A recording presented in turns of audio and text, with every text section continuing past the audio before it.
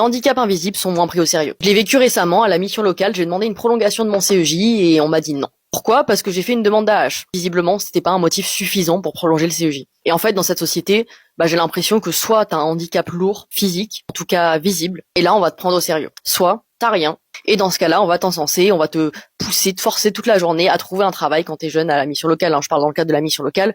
On va être là et on va te mettre un peu sur un piédestal en mode tu es capable de trouver un travail, donc c'est génial, on va te booster, on va te donner toutes les aides pour que tu trouves un travail. Mais entre les deux, quand t'as un handicap invisible, t'as un peu rien en fait. Quand t'es capable de faire des choses mais pas tout.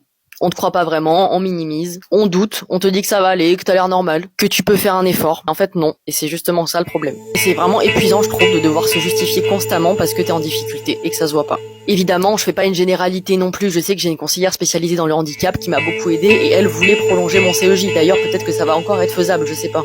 Mais malheureusement, on n'a pas toujours la chance de tomber sur des personnes comme ça. Donc oui, les handicaps invisibles méritent d'être pris au sérieux.